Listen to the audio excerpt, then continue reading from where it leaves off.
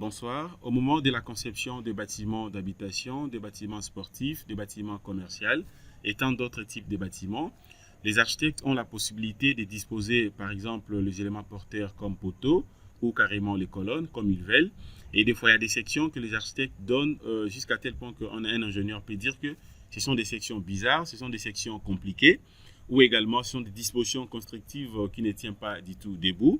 Alors qu'à cela détienne, aujourd'hui, je vais vous montrer comment est-ce que vous pouvez dimensionner d'autres types de sections, bien sûr des poteaux, et aussi robot structural analysis, puisque c'est très très simple. Déjà, si vous avez des projets ou des conceptions faits par un architecte et que vous avez des sections, des colonnes ou des sections de poteaux carrés, ou carrément des sections rectangulaires, on se dit que ça, c'est très très facile, c'est très très simple à faire. Dans le sens où vous avez la possibilité de prédimensionner ça rapidement et modéliser directement sur robot structural analysis et jusqu'à tel point que vous allez donc dimensionner ça et avoir aussi donc le plan d'armature ou le plan d'exécution sans problème. Alors qu'à cela détienne, retenez que même si vous avez des conceptions faites notamment par les architectes et que vous avez des sections, des fois des sections de poteaux compliquées, par exemple de forme et donc par exemple en L tout comme de forme en Z, qu'à cela détienne, c'est très très simple à faire sur robot structural analysis. Donc, vous avez la possibilité de modéliser correctement ce type de poteaux et aussi donc les dimensionner sans problème. Et à ce qui concerne par exemple les prédimensionnements, c'est très très simple également. C'est juste question de respecter donc en fait la procédure et aussi donc les principes et vous allez le faire sans problème et les dimensionnements également ne posera aucun problème. Alors voilà, donc aujourd'hui je vais vous montrer comment est-ce que vous pouvez dimensionner directement sur robot structural analysis un poteau donc en béton armé mais qui a une section en L tout comme la section donc en Z. Voilà. Et donc des sections en L et ainsi que les sections en Z par exemple. Donc ce sont de types de poteaux des sections en P spéciales hormis bien sûr les sections rectangulaires ainsi que les sections carrées. Et dans les sections rectangulaires ainsi que la section par exemple carrée. Voilà, donc aujourd'hui, je vais vous montrer comment est-ce qu'on peut le faire sans problème à partir de robot structural analysis. Alors ici, je suis devant un projet. Ça, c'est un bâtiment R+4. Vous avez donc tous les éléments. Regardez, donc tous les éléments sont là. Donc, alors, qu'est-ce que je fais ici? Alors, par exemple, si je vais dimensionner, par exemple, un poteau qui a donc la forme donc en L, qu'est-ce que je vais faire ici? J'ai la possibilité de sélectionner par exemple n'importe quel type de poteau ou carrément c'est juste question de venir ici sur résultat. Vous prenez soit diagramme bar, voilà, là je dois d'abord relancer les calculs. Alors sitôt que je relance les calculs, je vais patienter. Voilà, donc je relance d'abord les calculs, je patiente. Regardez, je vais patienter. Et à partir d'ici, maintenant je peux prendre quoi? Je vais prendre d'abord l'effort normal, je prends effort normal. Et puis, je prends d'abord paramètres, description et puis différencier. Et j'applique directement. Voilà, j'applique. Voilà ce que je viens d'obtenir. Alors, étant donné que je vais avoir seulement deux valeurs max et min, je prends extrême globaux et j'applique à nouveau. Voilà, déjà à ce niveau, j'ai la possibilité de voir les poteaux les plus chargés. Je me rends compte que le poteau le plus chargé se retrouve à quel niveau. Voilà, donc c'est ça les poteaux les plus chargés. Voilà, donc c'est ce que je vais premièrement sélectionner. Alors, je sélectionne d'abord les poteaux les plus chargés. Les poteaux les plus chargés étant déjà sélectionnés. Maintenant, qu'est-ce que je fais ici? Je peux passer directement au dimensionnement.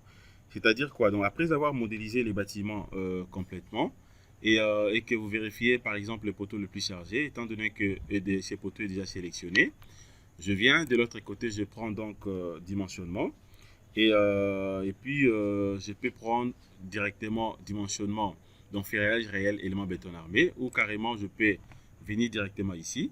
Voilà, donc je prends directement à partir d'ici, ferraillage réel, élément béton armé. Voilà, je clique. Donc c'est la même chose. Une fois cliqué, je vais patienter.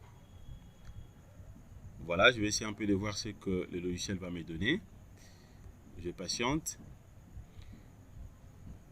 Je patiente d'abord ici. Il y a une information qui apparaît ici. L'élément ne sera pas pris en compte. Bon, je vais fermer d'abord. Je ferme ça. Peut-être je peux répondre la procédure. Voilà, donc l'élément n'est pas pris en compte. Je rentre d'abord au niveau de la structure. Voilà, je rentre au niveau de la structure.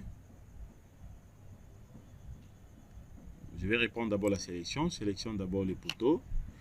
Je prends dimensionnement. Ferraillage réel, élément béton armé. Je vais patienter. Et à partir d'ici, je peux cliquer directement sur OK. Voilà, donc les poteaux en question apparaissent de l'autre côté. Alors maintenant, ces niveaux, étant donné que je vais d'abord dimensionner et donc les poteaux qui a donc justement et, la forme en L.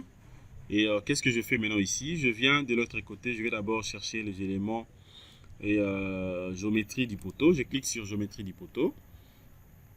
Voilà, je vais changer d'abord sa forme. Alors, une fois cliqué au niveau de géométrie du poteau, vous avez type de section. Regardez, c'est à ce niveau que vous aurez la possibilité de changer justement dans la forme de la section de votre poteau. Donc, je clique tout simplement à côté. À ce niveau, j'ai la possibilité de dimensionner. Je peux dimensionner donc un poteau qui a la forme rectangulaire. Je peux aussi prendre la forme carrée, tout comme la forme circulaire, ou carrément, je peux utiliser aussi un poteau qui a la forme en L. Voilà. Alors, qu'est-ce que je fais maintenant? D'autres formes, je peux cliquer juste ici, il y a la forme circulaire. Voilà, ça c'est sous forme, c'est la forme donc en T. Voilà, ça c'est donc c'est un poteau à la forme de Z, hein, donc c'est sous forme de Z. De l'autre côté, donc vous avez plusieurs types de formes. Alors, ce qui me concerne, je vais d'abord dimensionner un poteau qui a cette forme, dans la forme L. Voilà, je prends d'abord la forme L. Voilà, donc regardez seulement ici, vous avez la possibilité de voir la percée directement ici. Regardez. Donc vous avez de l'autre côté, ça fait, c'est sous forme, c'est comme justement, donc ça prend la forme à peu près d'un élément, justement, donc en L. Hein. Regardez ici. Alors maintenant, à ce qui concerne les dimensions, je viens ici, je prends la base, je vais travailler avec une base de combien? Je prends par exemple la base, je prends une base de 30. Voilà, la hauteur également, je prends une hauteur de, je peux prendre une hauteur maintenant de 40, donc ça dépend. Je prends base 30, hauteur je prends 40. Alors de l'autre côté, je peux laisser par défaut et puis donc la hauteur totale ici, ça fait 3,68 m. Bon, moi je vais travailler avec 4 mètres. Je suppose que c'est un poteau qui sera placé au niveau par exemple de, et bon, je suppose que c'est un bâtiment qui est un peu long. Donc je prends 4 mètres. Alors, la hauteur ici, le HB, voilà, donc là, ça représente directement la hauteur totale, justement, de la poutre. Voilà, donc c'est-à-dire que c'est la retombée, y compris donc notre table de compression de l'épaisseur de la dalle. Alors, ce que je peux prendre ici, je laisse comme ça par défaut, je prends donc 35 cm. Voilà, de l'autre côté, je peux laisser le paramètre tel qu'il est représenté ici. Déjà, c'est bon. Voilà, et puis, qu'est-ce que je vais faire également? Étant donné que j'ai déjà changé donc, la section, alors, bon, je clique directement ici, je vais confirmer ça. Voilà, je viens d'abord ici de l'autre côté, donc le L1 ici, regardez, c'est cette portée ici. De l'autre côté, je pris 30, bon, je peux prendre 30-30. Je prends 30-30 pour essayer un peu d'uniformiser. Je prends 30-30. Est-ce que 30-30, il y aura un problème? Regardez, là ça fait... alors ici, je peux prendre combien? Si je prenais par exemple... bon, je prends 25. Je prends 25. Voilà, et je clique directement sur OK. Et je patiente. Et voici ce que je viens d'obtenir ici. Je vais d'abord vérifier ça très très bien. Regardez. Alors, je peux faire clic droit, je prends géométrie du poteau, c'est la même chose. Je peux prendre ça directement ici, soit vous faites clic droit, et puis géométrie poteau, je clique. Voilà, je vais essayer un peu d'augmenter donc les H1. Je prends H1, je prends 35. Et puis maintenant L1 ici, je peux prendre 30. Bon, je prends 25. Je prends toujours 25. Voilà, je vais que donc H1 dépasse un tout petit peu. Et je vais confirmer ça, je clique directement sur OK. Voilà, donc là déjà c'est bon. Là c'est bon, voilà ce que je viens d'insérer ici. Alors étant donné que j'ai déjà donc inséré, corrigé déjà donc les dimensions à ce qui concerne la géométrie. Maintenant qu'est-ce que je fais ici? J'ai la possibilité, je peux utiliser tout simplement les éléments que vous êtes en train de voir ici. Je prends par exemple le paramètre de l'étage. Paramètre de l'étage ici, donc je suppose que la hauteur, bon je peux prendre le niveau, je mets par exemple, bon je laisse comme ça par défaut, je vais donc figer ça. Je laisse par défaut, je prends fissuration P préjudiciable, tenue au fait 0, je confirme. Alors, je prends de l'autre côté option de calcul. À ce qui concerne l'option de calcul, je vais dimensionner ça donc en compression simple. Je prends ça. Optimiser la géométrie, tout est fixé, c'est bon. Et puis, quoi également? Voilà, ici, je n'ai rien à modifier. Je prends d'abord les bétons. Je vais travailler avec les bétons. Cette fois-ci, je prends toujours béton 20. Les poids volumiques, je prends 2500. Diamètre du granulat qui prédomine, je prends 14. Et puis, acier longitudinal, je prends haute adhérence 400.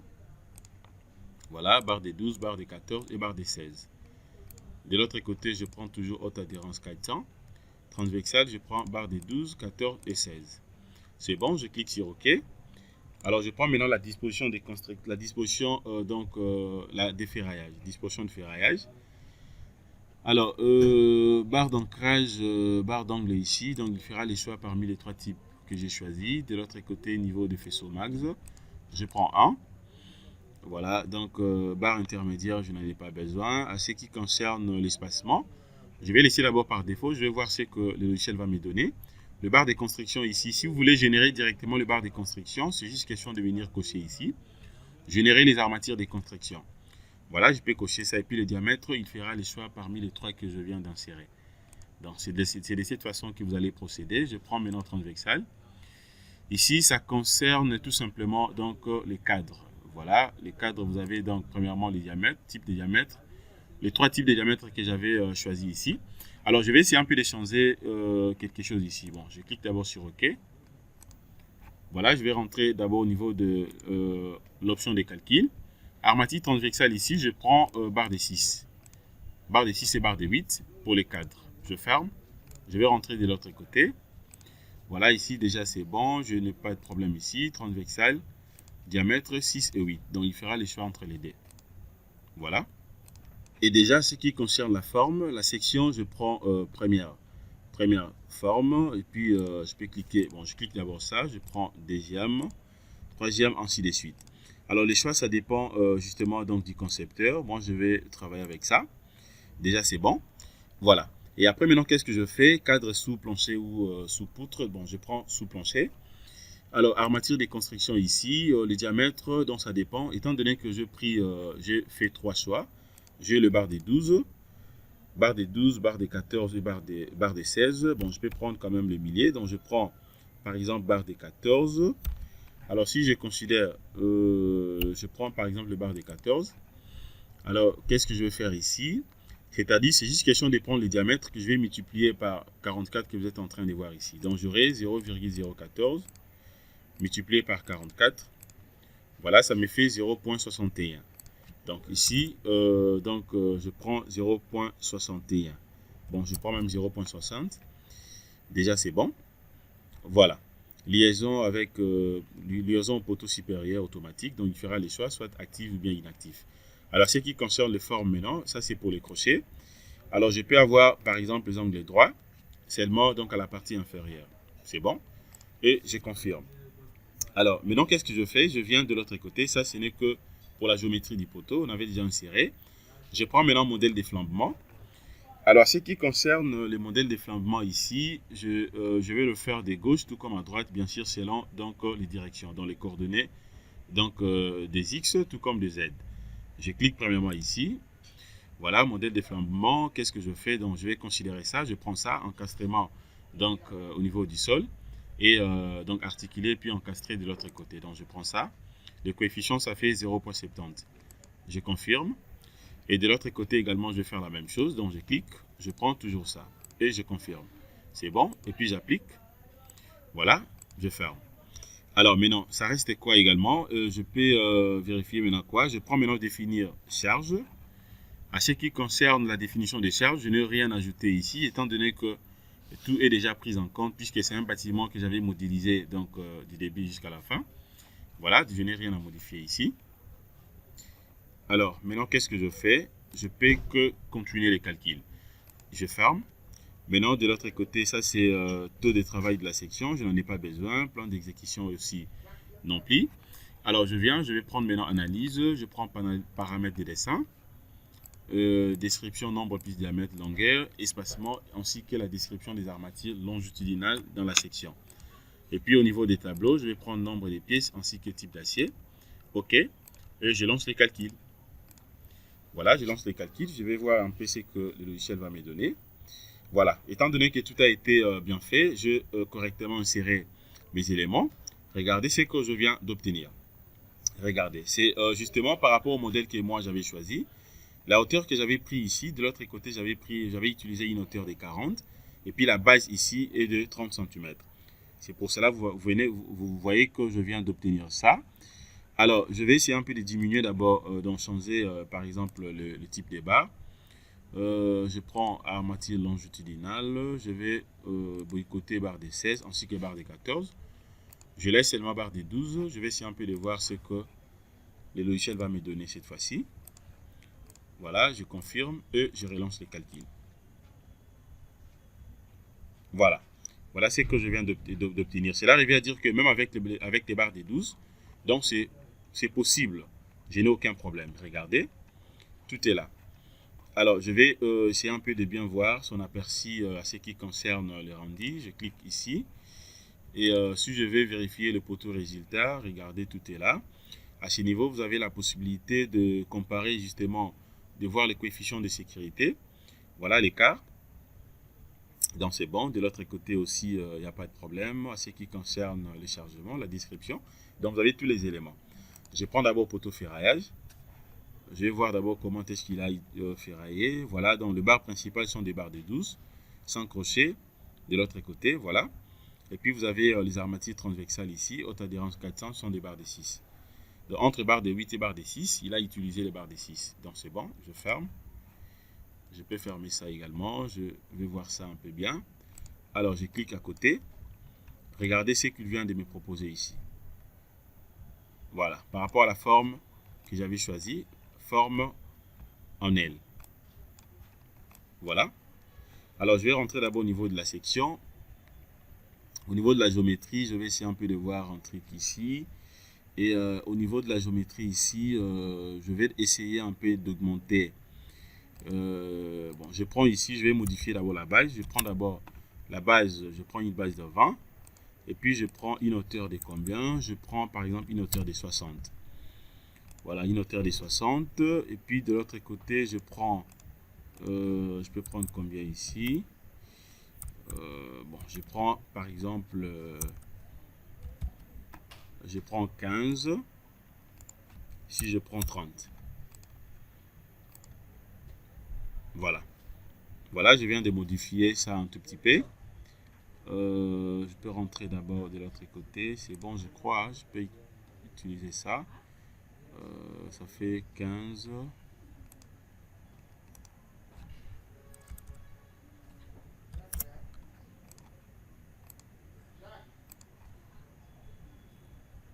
Voilà. Je prends par exemple ça. Alors, comme j'ai déjà inséré tous les éléments, qu'est-ce que je fais?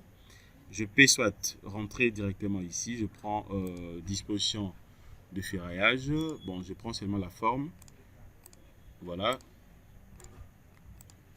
Et je relance les calculs. Voilà. Voilà ce que je viens d'obtenir cette fois-ci. Donc, c'est bon. Par rapport à la forme L que je viens de modifier. Voilà, donc c'est toujours bien. Il n'y a pas de problème. Regardez, c'est très beau à voir. Alors, je m'en vais de l'autre côté. Je peux vérifier maintenant à nouveau. Donc, je commence d'abord au niveau des poteaux résultats. Voilà l'écart. C'est bon. Alors, de l'autre côté, poteau ferraillage. Voilà cette fois-ci comment il vient de modifier ça. Voilà. Alors, la note de calcul, c'est juste question de cliquer à côté. Vous aurez la possibilité de voir tout ce qu'on avait fait à ce qui concerne la note de calcul. Tout est là.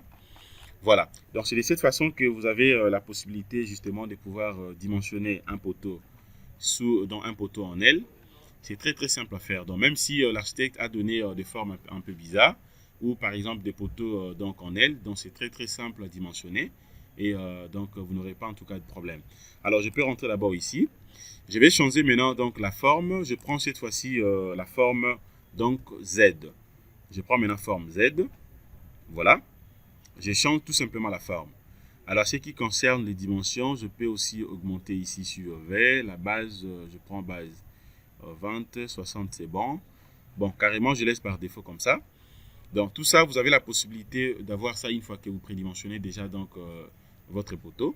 Une fois que vous faites déjà les prédimensionnements, c'est juste question de prendre les éléments que vous avez, vous insérez ici, donc il n'y aura pas de problème. Donc, je clique sur OK. J'avais déjà inséré tous les éléments. Je viens seulement au niveau de disposition de ferraillage pour essayer un peu d'affirmer encore une fois, de confirmer en fait donc les crochets et je clique sur OK. Et puis, je relance le calcul. Voilà, donc la répartition des armatures dans le poteau n'est pas réussie. Je ferme. Voilà, donc je vais essayer un peu de voir l'erreur. Et puis, je clique sur OK. Qu'est-ce que je fais? Je peux rentrer ici. À ce niveau, j'ai deux possibilités. Soit je peux modifier, par exemple, les dimensions. Ici, je prends une hauteur, par exemple, de 80. Je prends une hauteur de 80. Et puis, quoi également? Bon, j'ai changé seulement donc, la hauteur. Hein. J'ai augmenté tout simplement la hauteur. Voilà, bon, cette fois-ci, je peux aussi changer d'autres éléments. Et donc, je vais rentrer d'abord ici. Je clique tout simplement à côté. Alors, premièrement, je vais commencer d'abord à modifier les dimensions. Je vais augmenter un tout petit peu. Étant donné que j'ai une hauteur de 80, je prends la base, je prends 30. Voilà, c'est déjà bon. Je clique. Voilà, je vais prendre maintenant option de calcul. Je prends acier transversal 6, barre de 6 et 8, c'est bon. Longitudinal, je prends 14 et 16. Voilà, donc je clique sur OK et je relance les calculs. Voilà, je crois que cette fois-ci c'est bon. Voilà, hop, voilà, c'est très très bien. Alors j'ai oublié d'insérer aussi donc les crochets. Donc je prends disposition de ferraillage, forme et de l'autre côté je prends donc moins 90 degrés, angle droit. Voilà, donc je vais patienter. Hop, regardez, donc je viens d'obtenir ça sans problème. Donc regardez comment est-ce que je viens de dimensionner également donc des poteaux en Z. Voilà, donc c'est sous forme de Z, vous avez tous les éléments. Alors je peux aller aussi de l'autre côté pour essayer un peu de bien voir son aperçu à ce qui concerne le plan de ferraillage ou également les rendis. Et donc je viens de l'autre côté, je clique. Et ici maintenant, qu'est-ce que je fais? Je prends d'abord poteau vie, je prends poteau résultat. Voilà, vous avez tous les éléments. Alors je clique sur poteau ferraillage. Voilà, donc tout est là, c'est correct. Regardez bien.